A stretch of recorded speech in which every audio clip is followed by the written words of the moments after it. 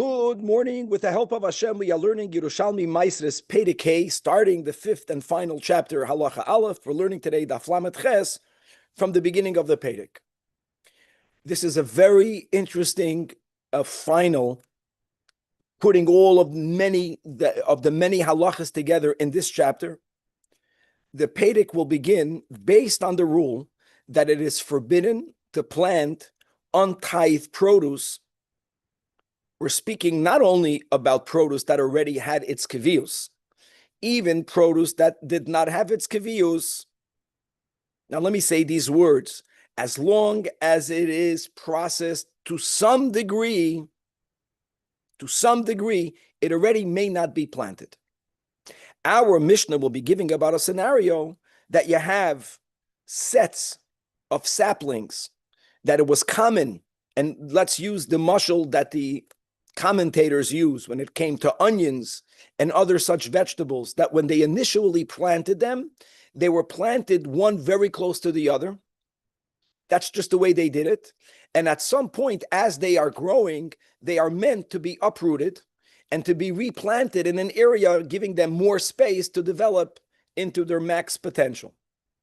So this type of sets, these types of saplings, again, that are being uprooted, but they're uprooted to be replanted, the Mishnah is going to tell us that they are allowed to be replanted. We don't apply the prohibition that you're not allowed or that it's forbidden to plant untithed produce, because we considered these sets or these saplings to be completely unprocessed. That's the key over here.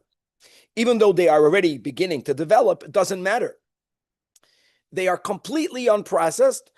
V'haraya, when you replant them, we're talking about onions and many other such vegetables, they will continue to grow and to develop. I'm giving that elaboration because the Mishnah will mention other types of plants that, interestingly, the seder would be that you would uproot them, but when you would replant them, the root, which is edible, will actually, when it's replanted, become hardened and become inedible, and the bulb will become completely hard and it will turn into a seed, which is the reason for which you are replanting it. That will be another halacha, as we'll see when we see inside.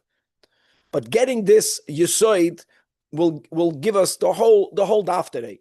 You're not allowed to plant untithed produce, even if it's only processed to some degree, but something that's halachically considered to be completely unprocessed is allowed to be planted. Another rule, that mekach, which is one of the shisha devarim that's normally koveya, mekach will never be koveya lemaisres if the product is still attached to the ground.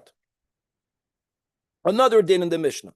When a person, let's go back to the onions, had onions that were completely developed, the person took those onions to his or her attic for storage, happened to be that on the attic there was some earth, and without the intention of it being replanted, an onion somehow made roots and it got itself, so to say, replanted into the ground. Now, I want to give you an mashal of Hilchas Tumah V'Tara. There was a rule by Hilchas Tumah V'Tara that a attached product, any plant that's attached to the ground, cannot become tamei, cannot convey tumah. And even more than that, even if something already became tamei, if it was replanted, it loses its tumah, which is great. When it comes to the case that we just spoke out, an onion that was put on top of the ground, it wasn't put in the ground, it was put there for storage, but it made a root and it attached itself to the ground. Concerning the laws of tumah and tara, in this case, we will consider this onion to be replanted, to be attached, to lose its status of tumah. No longer is it tamei, no longer will it convey tumah. Masha Enkin, when it comes to maisres, we'll have another way of looking at this plant. And from this, we will also learn a gavaldik rule that any growth that happens to a plant while the plant is no longer attached, or while the plant is detached, and these things could happen, you harvested something, and from the air, from the sun, it continues to grow. That additional growth, b'chlal, doesn't have to be tithed.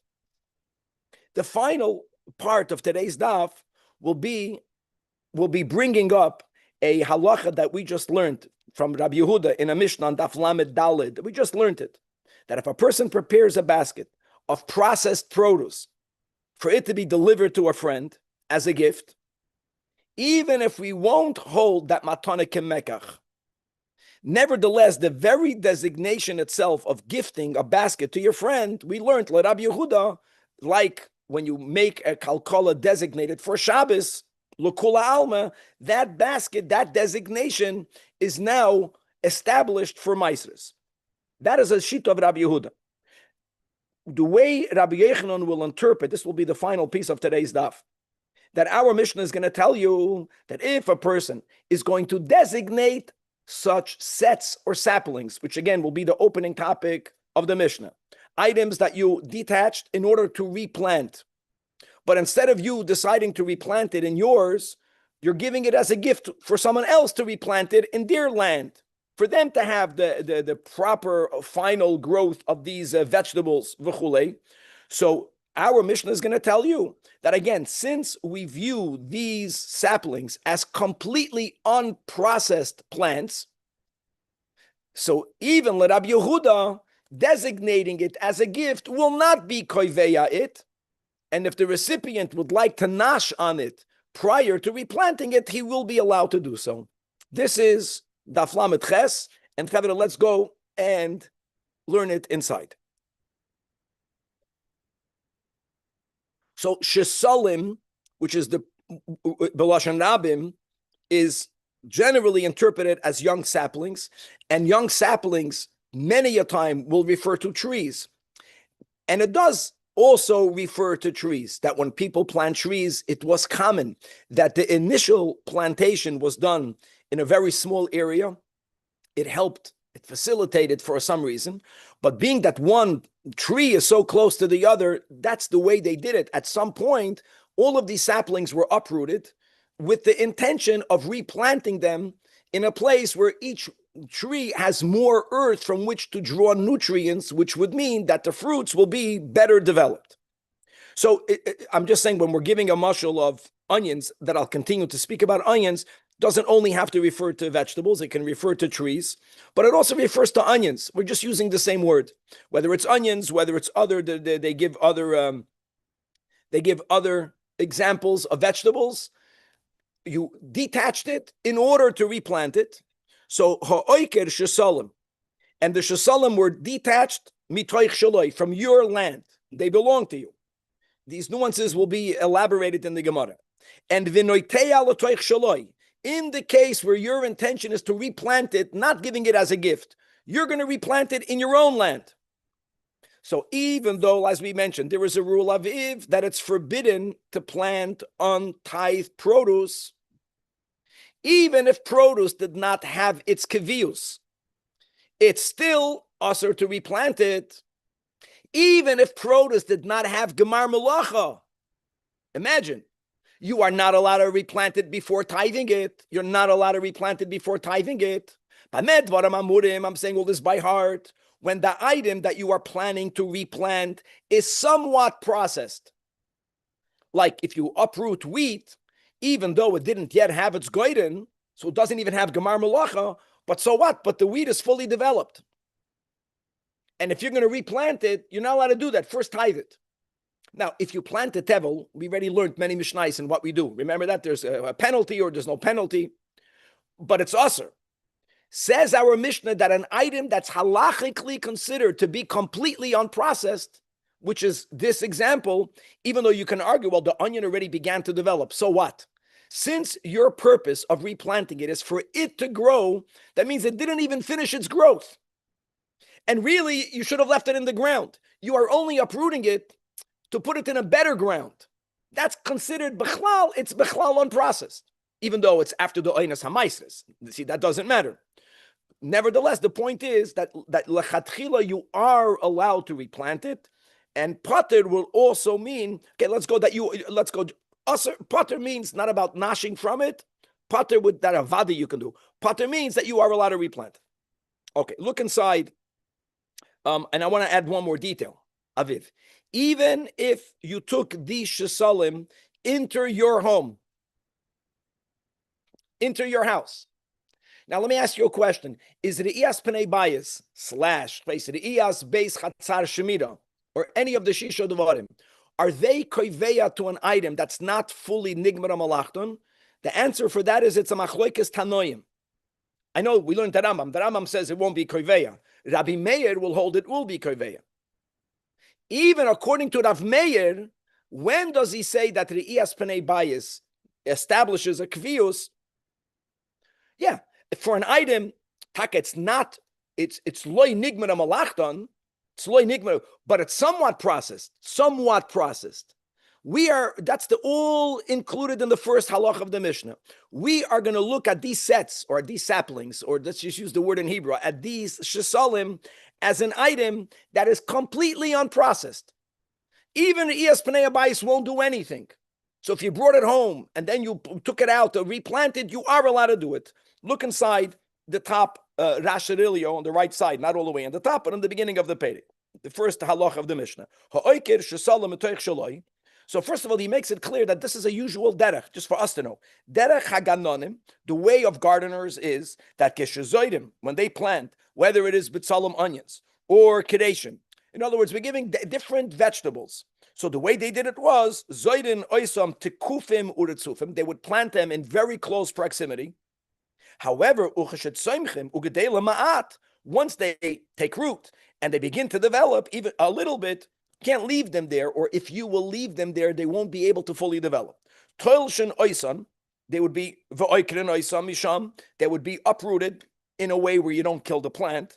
And then you would replant them, but where's in the other place? In a place that's mifuzarim miruvachim, in a place where there's more land for each onion. And umashbichenhein, and that's to their betterment, because she'im hoyim anichan oisam kein ritzufim, if you would leave them in that packed area, kiven shehem tukufim yoisen midai. Let's go with the bracket, since they're too close together. Zelozeh kol echad yoinik mini kasher shel chaveri. Each one is stealing the nutrients of the neighbor onion, and no one benefits. Hilkach kiven deloy nigmar malachtoi. Since they still need to grow, it's not that they need a gemar malacha because you have to smooth the pile. No, the item itself is not fully grown. V'yisavu, you want them to become larger or thicker. Sharei l'shaslan, you are allowed to replant it. And what's the issue? That's the issue. Ve'ein kan mishum zerei tevel. We don't apply the otherwise prohibition of planting tevel. And another thing about potter, you can snack from them. Another detail, that's the potter also, because until now the word potter meant you can snack. So the Rash says it also means that you are allowed to snack from them, and the chiddush will be vafilu ra'u pnei abayis, even if you took them into your house. And according to many tanoim, re'iyas pnei bayis, Mekach will be koiveya even to items that are not yet nigmar malachton. This is even less than nigmar malachton. You got it? Because it still has to grow. That's the first rule in the Mishnah. Rule number 2, the way we're going to learn the Mishnah. Lakach b'mechuber lakarka. If a person bought items while they are still attached, pater, Mekach will not be koiveya it lemaisris. And here again, even according to Rav Meir, that says befedish, that what? That Mekach, that a sale on even peiroi shaloi nigmar malachim, it will be koiveya. Yeah, that's because they are detached. But here, if the produce is attached, according to all of the Tanoim, Mekach will not be koiveya. So when the person will detach it, even though there was a Mekach, they will be allowed to snack from it. Halacha number 3. And the third halacha goes back to the first case. That's the way we're going to learn it. No, it's now we're going back to these shesalim. That lokat l'shaleach lechaveira, in contrast to the first din in the Mishnah, where I uprooted shesalim in my land to replant them in my land, that I'm allowed to do it. And even if it went into the house, I can still snack. What happens if I pluck these sets? Not for me to replant it, but l'shaleach lechaveiraim, to send it to my friend. The recipient is potter. to what? Let's go to Pshat. The recipient is allowed to replant them. Okay? And even, now, why? I have a problem. Problem is, first of all, is matana kemecher. Let's go with the same logic. Even if matana is kemecher, mekach, since these items are considered completely unprocessed because they still need to grow more, they were only uprooted because that's the way you did these things. You uprooted it once to replant them again, so it will not be koiveya it. Or, as we'll see, God willing, today, like we mentioned in the intro, that even according to the Tana Rabbi Yehuda and Daf Lamed Dalid, that when you put something in a basket to send it as a gift, that very designation is koiveya it, it will not apply to these sets. Why? Because they are halachically considered to be completely unprocessed. Okay, gewaldig. Right.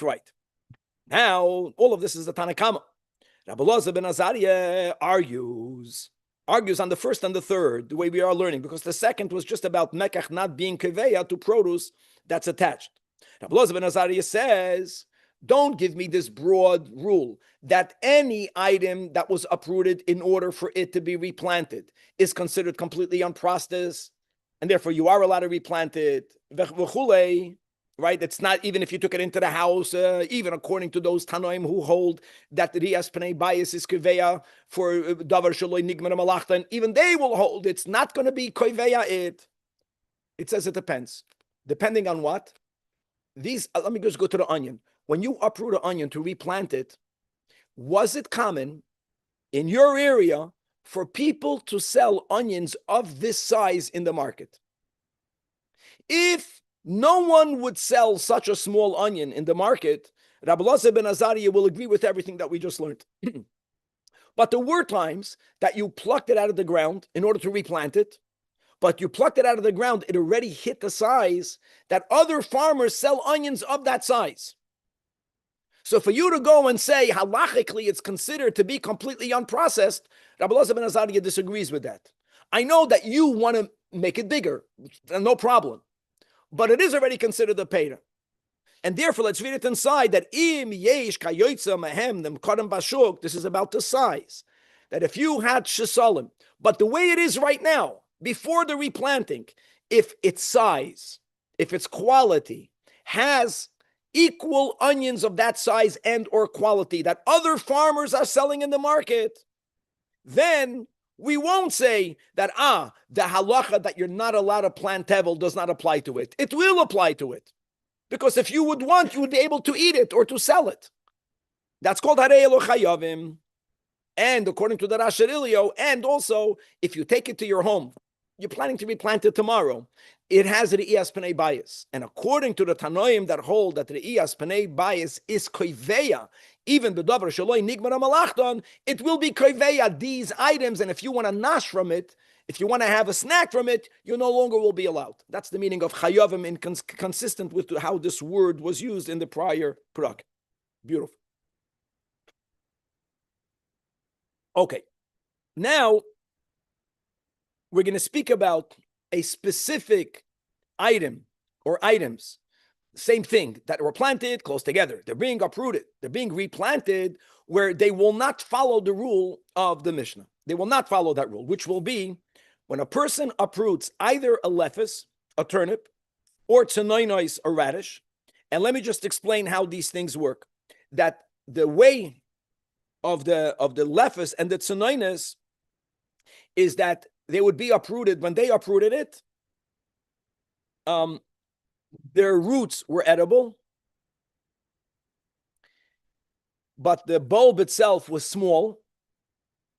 The purpose for replanting it over here, that's the way they did it. They would replant it in order for the bulb to become hard and it will become the seed. During that process, the roots also become hard and they go from being edible to being inedible. Now, don't forget the first mission of this whole Masechta, that there are three criteria that have to be met for something to be chayiv, to be chayiv. One of it is oichel. So think about it. If you're going to, you took this lephus, you took this tzanoinus, when you uprooted it, there was an option. Either you can eat the roots, and many people did that. That's oichel. When you replant it, not the root will have to be tithed because the root now goes into becoming hard. And even the bulb is turning into a seed. The seed is also inedible completely. If you will not tithe it in between the uprooting and the replanting, then you will never tithe it. The Chachamim, this is Midrabanan, they didn't want for there to be an item that if you would have decided to leave it the way it is, you would be chayiv to be ma'aser it, but you're planting it, and now Ke'ilu, the Kohanim, the Levium will get nothing from it, because now it won't be chayiv along in Maaseh. So here they won't allow you to replant it without tithing it. Not because of the Ikeradin. The Ikeradin, yeah, when you plan to replant it, you can view it according to the Tanakama as something that's completely unprocessed, but they don't want for Maaseh to be lost from it. Let's read it inside. This is the exception. That when you uproot either a lefis, these are the two items. Either a turnip or tzenoin or a radish. The same thing. Mitoich shaloi, and again, the neteya l'toich shaloi. And this was done in order for, like we mentioned, lizera. Because you want for the turnip itself, for the radish itself, to turn into a seed. And what you have to know is, what they all write, is that while that is happening, the root that was edible will become inedible. Here, the Chachamim said, prior to replanting it, you will be chayiv to tithe them. Why? Because the first uprooting is considered their garden. Mepnei shehu gardenon. Beautiful. Because this would be the only time that you'll be chayiv to be ma'aser it, right now. The replanting. Wait, just clarify, why is this so different than an onion? Because an onion, eventually you're going to tithe it, sure, but this will never tithe the it? Onion fully, exactly. In other words, if you don't tithe it right now, you're going to tithe it later. Let me give you a good, in my opinion, correlation. You know, people that are careful to give meiser ksafim. Let's go. A person says, from all of my income, I'm going to give 10%, right? The minik. That became common, that is common practice. What happens if I sell my business, guys, and I have a profit of $100,000, but I'm planning to reinvest it? Same thing. Do I have to give, and I give meiser money, do I give meiser money prior to reinvesting it? Or do I have the right to say, okay, 10% of it belongs to God. I'm investing it. Aside of the new profit, the keren itself belongs 10% to tzedakah. That's a good example, Danny. And a person has such a right. You have such a right. But if you're going to reinvest it and you know you're going to lose all the money, which is what's going to happen, then you don't have that right. Because now there would be tzedakah money. You're going to Vegas. Yeah, you're going to go, if I win, I'm going to give. You don't do that. You're going to go to Vegas, you're going to lose all the money. Give your meiser money right now. And give the rest to me, my friend, to the building project. Don't gamble it. Okay. Now, next Mishnah. Me'inyan le'inyan. There is a common thread, simply that you uproot it. In this case, is you did not replant it, but it replanted itself. So bitzalim sheheshrishu ba'aliyah. B'chlal, when it came to vegetables, today we have refrigerators, and you have those drawers in the refrigerators that actually don't allow so much of air to go in there. Today we have our ways of keeping things a lot fresher. What they used to do in the times of Chazal is that they would leave it on their attic, and they would dafka put earth on the floor of their attic. We also learned, remember, by Shabbos, for the Holodin of Muktzah, it was even common for people to put vegetables in the ground for it to stay fresh, not to replant it. Here, you didn't put it in the earth, but you put it on top of the earth. And if you know anything about an onion, if you have a kid that ever made a science project, even in Cheder Menachem, you'll know that onions start to give off little roots. So the onion replanted itself. And by just another side din, even though it's in the attic, doesn't mean it's not in the ground. Even though the earth of the attic is not touching the earth of the ground, the whole thing is considered the ground. Me'inyan le'inyan, right? Burial has to be in the ground. There is nothing wrong by burying a person in these walls that they build, that the wall is connected to the ground. I'm not only talking about what they do over here. You have this in Har HaMenuchas. I just saw this in the Holy Land. They build these buildings. In other words, the fact that it's in the second story doesn't do anything. It's just diber hakosef b'hoiva. Same thing would be if it would be on the ground, just to make it clear. But this was a common thing. You took it home. You're not planning to replant it. You put it in your attic, and now all of a sudden they took root. Wait, and is it like a dirt floor? Yes. It's a dirt floor.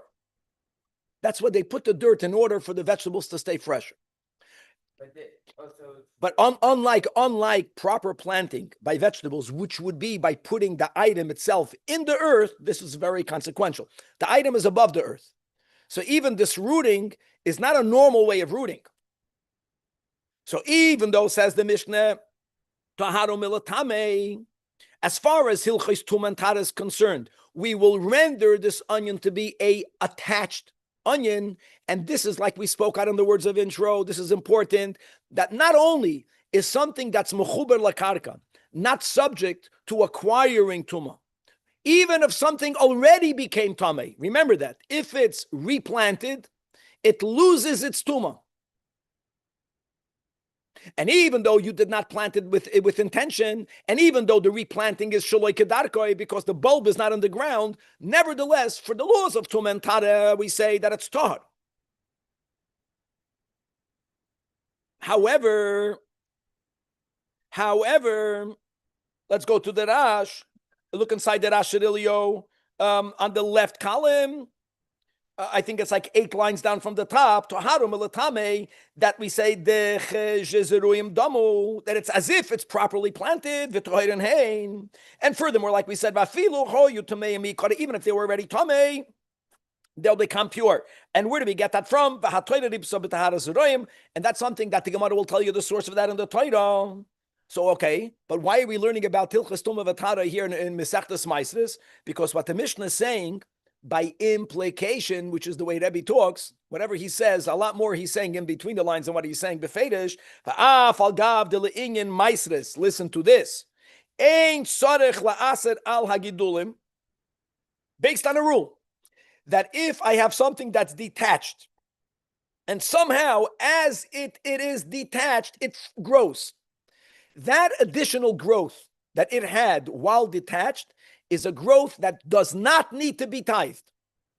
Says that Asharilia, what's really happening is that when these onions took root in the ground, if they become larger, we will consider that additional growth to be a growth that came from detached produce. And therefore, that additional growth does not need to be tithed at all.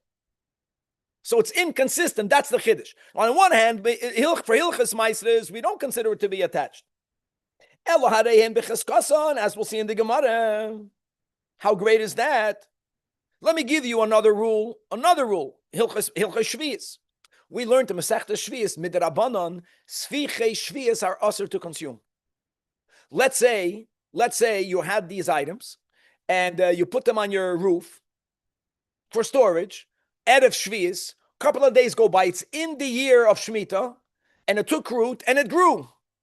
For the laws of Shvius, we don't consider it to be attached. It will not be included in Hilchos Shvius.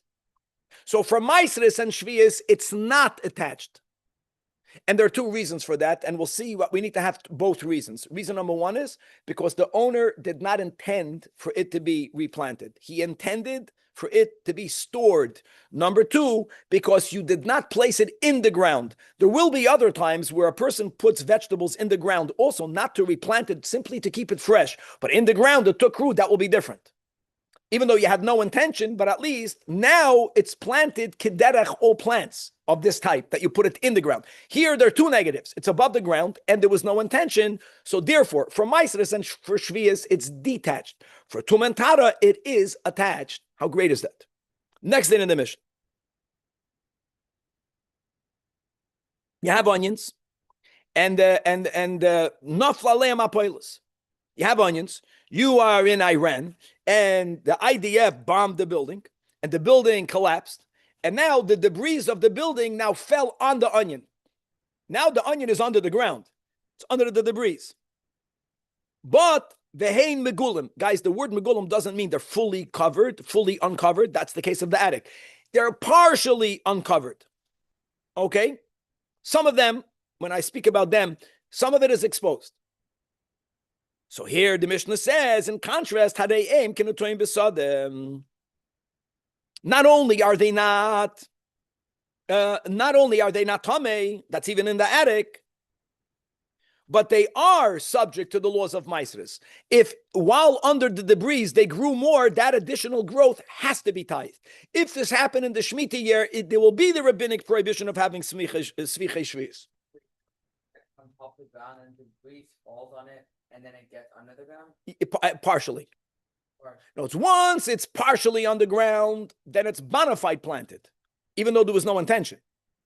The Mishnah wants to make it clear. What's the case of the attic? It's completely above the ground, and there is no intention, even though for Tum and Tada it's considered planted, but for the laws of Maisris and Shvius, it's considered detached. Great, Chevra. Okay, let's go. So the Mishnah began, the Gemara begins referring back to the first din in the Mishnah. The first din in the Mishnah. Wait, these are also, these are or not subject to the Maisris? Subject to Maisris. Okay. Yes. Okay. First case of the Mishnah was all about these shesalim. We can call them saplings. That even though there's a rule that you're not allowed to plant tevel, you are allowed to plant. Says the Gemara.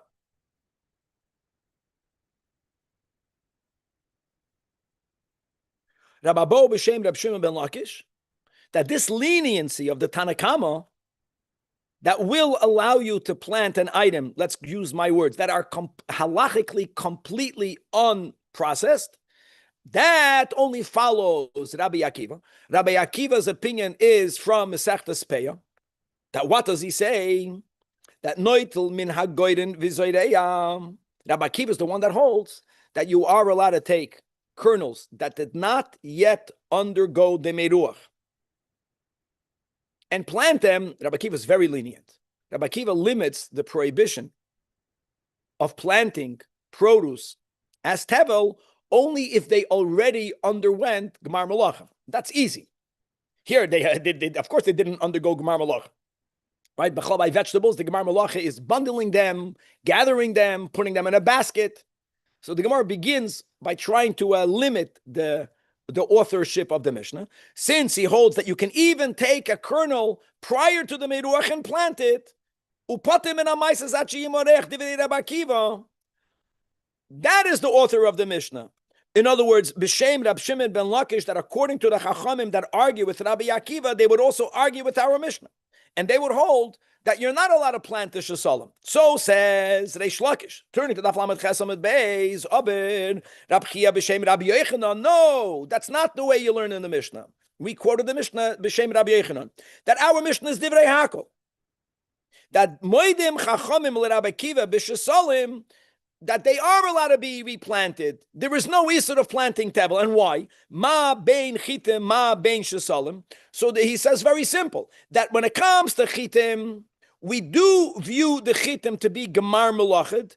When I say gemar melacha, you have to know the context of it. Gemar melacha means the kernel is not getting bigger. The item itself is complete. Yeah, I know there's no gemar melacha because you didn't do the meruach, but don't forget, doing the meruach doesn't change the kernel. Masha'enkin by shesalim, they themselves are not to the full growth. You're replanting them, not like by the radishes. Here you're replanting them for them to grow more, for them to be bigger and better. Shesalim einim gemar melacha. Look inside the top marafulda. Chitim gemar melacha. Hein atzman. Hein atzman means, it doesn't mean gemar melacha as we learned it until now. It just means that the kernel itself is fully developed. It's not growing. You're harvesting it. That's the end of it. Now you have to take the shaft off, you have to winnow it, v'chulei. Hey natzma nigmar malachton b'shas ketzira. Guys, top marafulda. Avol shesalim. Hey natzma le nigmaru adayin. Atcheneton lamakem acher shezehu darkan. You're doing what is normally done. Lefikach af al pi de plige rabbanan bechitin. Moitehem shesalim, that you are allowed to replant it. Continues the Gemara. That when the Mishnah made the exception, now that we established, let's go to Rabbi Yochanan, the Mishnah is Divrei Hakel. And we made an exception that when it comes to the turnip, when it comes to the radishes, since the normal way of replanting it will bring it to the point where none of it will have to be tithed. So here the Chachamim said, do not replant it prior to tithing it. Moidim Rabbi Akiva lachachamim, even Rabbi Akiva, that we just quoted from Masechtas Peah, that allows you to replant chitim before the Gemar Malacha, they also will be moidim. L'kula alma, no, it's our Mishnah. Rabbi Yechanan says the Tanakama is even the Chachamim, and the next that halach, the halach in the Mishnah that speaks about the exception by a lefes and a tzunoin is even according to Rabbi Akiva. Moide Rabbi Akiva lachachamim belefes v'tzunoinois, that they have to be tithed. Why? Rabbi Akiva allows you to plow a kernel. I'll tell you, very simple. That's what Danny I was saying before. If I take a kernel and I don't tithe it and I replant it, I know that this kernel will not have maasros taken from it. But you know what's going to happen to this kernel? A whole ear will come out. This will develop into a lot more. So you're going to give maasros from the lot more. Like I meant, like my mushal. If a person earned money and they are reinvesting it, they can rightfully argue, I don't have to give maaser money right now. I want God to be a partner in my business. And lechatchila, the keren itself, 10% belongs to God. And therefore, I just tell you buy a piece of real estate. So not until now, such a person who didn't give maaser money, they bought a house. Not only will the income be tithed for people who give maaser ksafim, or they give a chaimish or whatever they give. Now, let's say you bought a house for $1 million, and when you sell the house is worth $2 million. So now tzedakah, God is a 10% owner. So instead of you giving 100,000 from the keren, you're giving 200,000 from the keren. That's the word. That's what Rabbi Akiva is saying. But when it comes to these two lefes and senoinois, when you will replant it, even succeeding, there'll be nothing that will be tithed. That's why the Chachamim said you can't replant it. You have to give maaser first. One second. The kernel doesn't get ruined. The kernel decomposes. So the Gemara says, I know this kernel decomposes, but this kernel will arouse the koyach hatzameach ba'aretz to give forth new chitim and more chitim. Chitim yesh lahem goyden acheres. Ve'elu, these two items, lefes and sonoinus, we're learning farming from the Mishnah. That's the way it worked. When you replanted it, what came at the end was you had seeds. You did it to have seeds. These seeds are inedible. And the roots that were edible became hard, vited inedible. If it's not oichel, you don't tithe any of it. Yes, Aviv, you need a coffee, but go ahead. So I'm forgetting, what's like the point of replanting these radishes and turnips? Because people wanted it for their seeds. You have to know what you wanted it for. I think you would you would probably replant. You can't eat the seeds. You would replant them. But you got to make a choice. But the stalks, it's about the stalks. You're losing the stalks. Rabbi. Yes. Aviv is asking, why are you doing it for a seed? Are you replanting the seed? The stalks go to becoming inedible.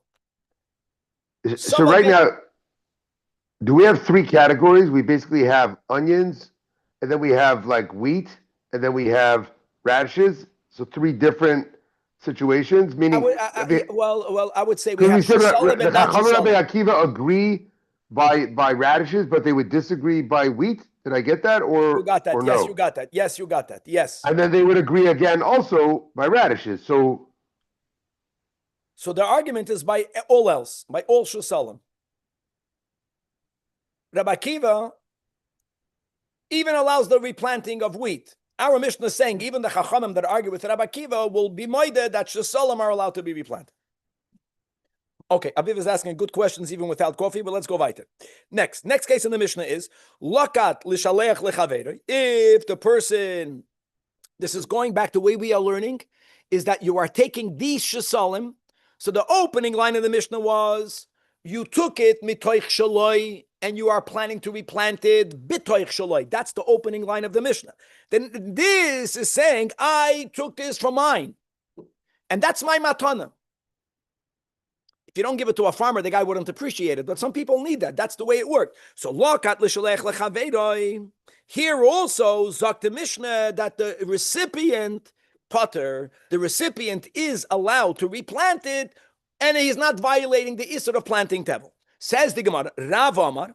Rav says, well, the issue was only that he can replant it prior to tithing it.